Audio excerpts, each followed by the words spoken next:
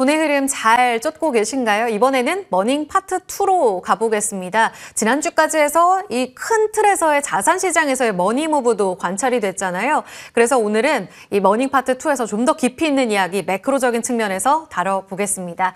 이쪽에 있어서 누구보다 찐으로 이야기해 주실 분 모셨습니다. 전 KB증권 프랍 트레이더, 지금은 주식왕 찐쌤으로 불리시죠. 김진 이사님 함께하겠습니다. 어서 오세요, 이사님. 안녕하십니까. 오늘 매크로 이야기를 해볼 텐데요. 지금 지난주에 이 경기 침체 리스크가 커지면서 지난 한 주 동안에는 사실 리세션 트레이드다, 이런 이야기가 나올 정도로 미장에서 연중으로 봤을 때는 최대 낙폭을 기록했던 한 주로 마무리가 됐습니다. 경기 침체 지금 어느 정도의 수준까지 와 있다, 이거 이미 현실화되고 있는 이야기예요? 일단 뭐 증시도 한 2주 내내 연속으로 계속해서 하락하고 있기 때문에 뭐 최근에 경기 침체 위험이 많이 거론되고 있는 건 사실인 것 같은데요. 조금 복잡한 문제이긴 합니다만 뭐 결론을 중심으로 말씀을 드려보면 저는 제 판단에는 트럼프 정부의 약간은 의도된 기술적 침체 형태다, 이렇게 생각을 하고 있습니다. 지난주 금요일 날 재무장관이죠, 스캇 베센트가 현재 미국은 정부 지출 중심의 경제 구조에서 민간 투자 중심의 경제 구조로 전환되는 약간의 그 디톡스 피리어드다, 뭐 이런 이야기를 했거든요. 요거는 민주당과 공화당이 미국의 경제를 바라보는 시각 차이에서 조금 나타난다고 생각할 수 있습니다. 지난번 바이든 정부 때 재무장관이었던 자넷 옐런 같은 경우에는 미국 전체 경제 구조에서 정부가 차지하는 비중이 크지가 않다. 그렇기 때문에 경기가 조금 안 좋을 때 우리가 열심히 재정 투자를 해서 경기를 되살려야 한다라는 입장이었고요.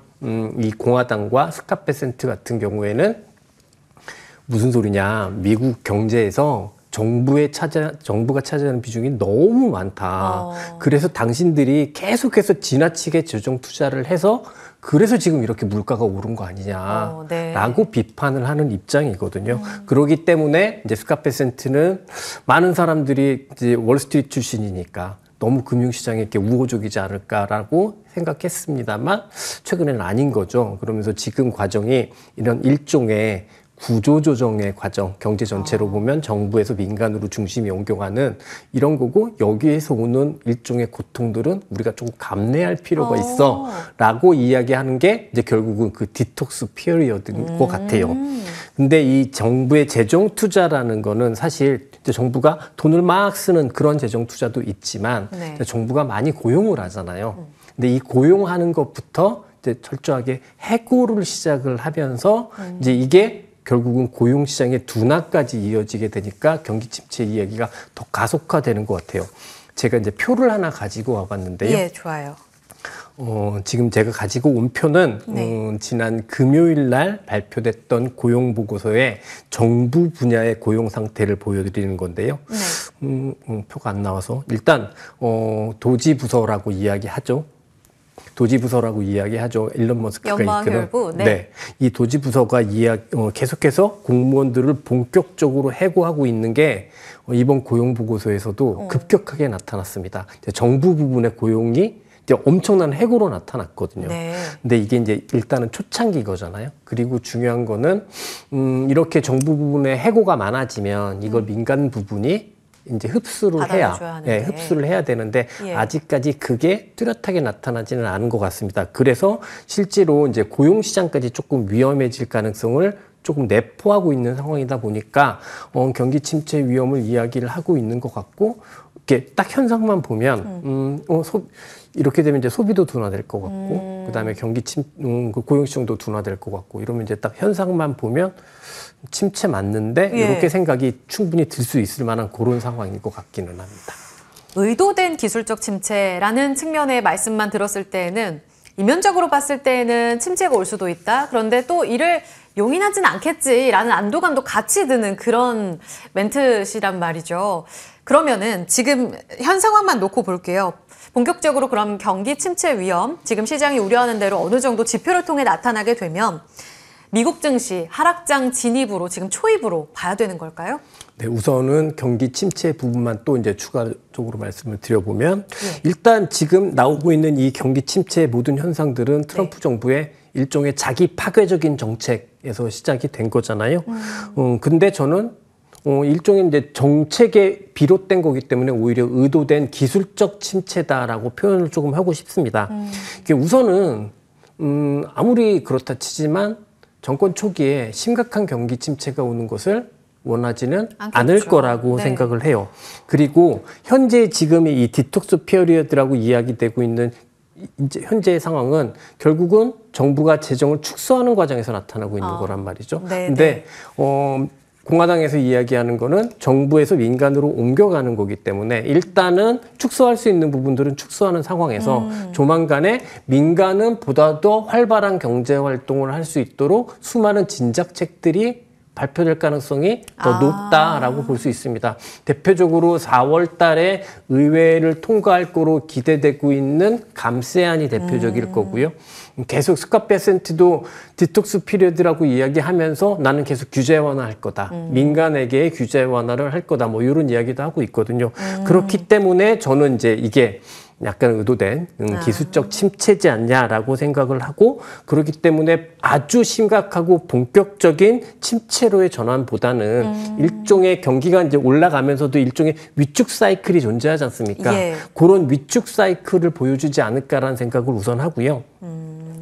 주식시장 입장에서 생각을 해보면 이런 일련의 과정을 통해서 트럼프 정부가 또 하나 원하는 게 뭐냐면 금리가 높지 않기를 엄청 원하거든요. 예. 시중의 금리부터 연준의 정책 금리까지 계속해서 내려가기를 원합니다.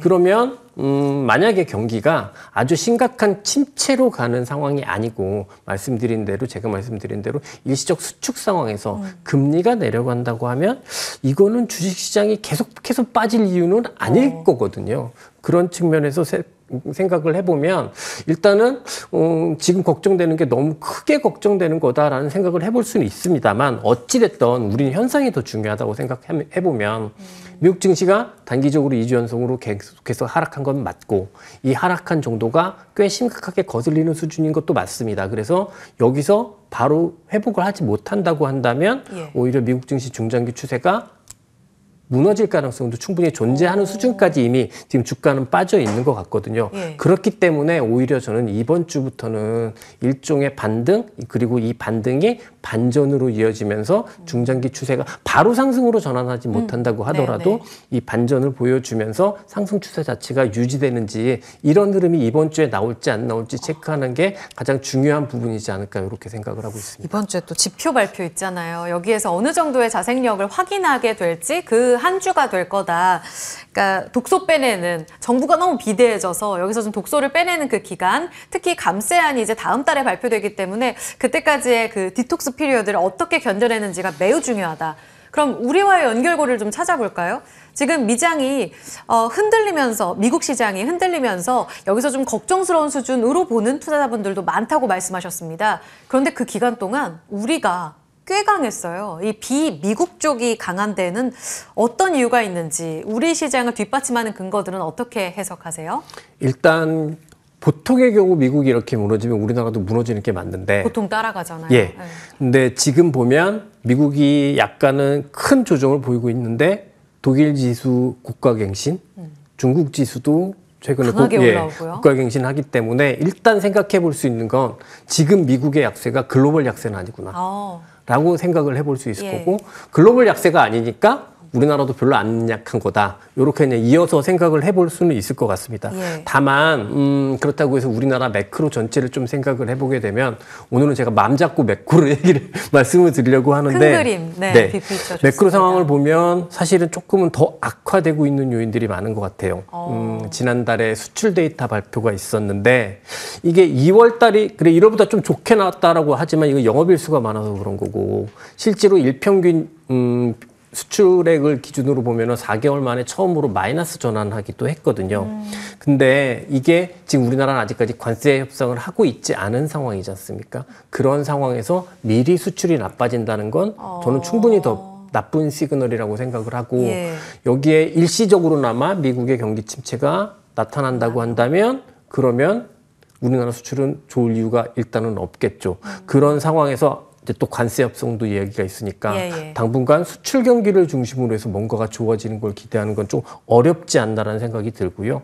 이게 조금 더 거슬리는 부분이 내부적으로도 조금 문제가 있는 것 같습니다. 우리나라가 그동안 경기 상황이 계속 안 좋았잖아요. 예. 꽤 긴 기간 동안 안 좋았지 않습니까? 근데 보통 이럴 때 한계 기업이 나타나기 마련인데 서서히 한계 기업들이 조금 나타나고 있는 것 같아요. 중소형 건설사가 부도가 났다는 이야기도 꽤 많이 들리고 있는 상황이고 이제 우리가 많이 쇼핑할 때 썼던 홈플러스가 예. 기업 회생 절차에 진입했던 모습도 있고 이런 것들은 결국 우리나라 경기가 상당 기간 안 좋았기 때문에 나타나는 신용 위험으로 볼 수 있거든요. 근데 우리나라는 어차피 수출 경기가 좋아져야 되는 건데 네. 수출 경기가 당분간은 좋게 보여지지가 않는다라고 한다면 그러면 계속해서 한계 기업이 발생할 위험 이런 위험들도 생각해 볼 리스크는 주식 투자자 입장에서 보면 한계 기업이 나오는 게 이게 진짜 위험한 네. 거거든요. 그래서 생각해 볼 필요가 있을 것 같고 아. 그러면 미국 시장 대비해서 우리가 상대적으로 세긴 하지만 예. 최소한 지수 관련 대형주를 중심으로 셀 이유는 별로 없어 보인다라는 생각을 하는 거죠. 아쉽네요. 수출 경기에 있어서는 기대 요인이 크진 않다.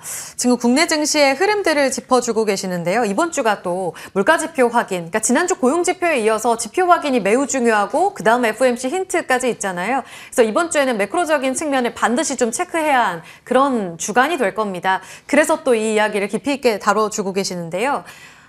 기대할 요인은 많지 않다. 특히 지수를 견인할 만한 그 수출주들이 좀 약할 포인트를 말씀하셨는데 사실 지난 하반기부터도 수출 경기는 계속 안 좋았지 않습니까, 이사님?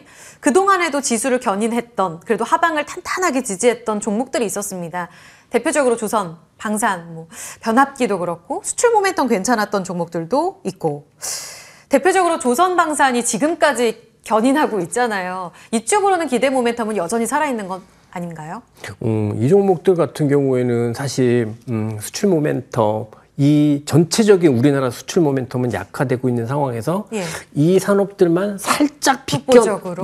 살짝 비껴나가 있으면서 그리고 그다음에 지금 현재 글로벌 역학관계, 정치적 역학관계 속에서 예. 더 오히려 산업 환경이 개선이 되고 있기 때문에 실제로 이 종목들이 계속 이끌어가고 있다라고 볼 수 있는데 요거는 좋게 해석할 수 있는 거고 제가 오늘 불어 나쁘게 해석을 드리고 싶은 건 아닙니다만 이게 이끌어가고 있다고 이야기할 수도 있지만 이쪽으로의 쏠림이 강하다고도 생각할 수 있는 거잖아요. 네. 저는 개인적으로 방산이나 조선이 지금 상승하고 있는 요인은 충분히 상승할 만한 인정할 만한 요인이 있고 앞으로도 상당 기간은 이어질 가능성이 높다고 생각을 합니다만 현재 시장에서 거의 몇몇 개 섹터 몇몇 개의 종목들로만 쏠림이 지나치게 심화되고 있는 부분은 좀 조심할 필요가 있다.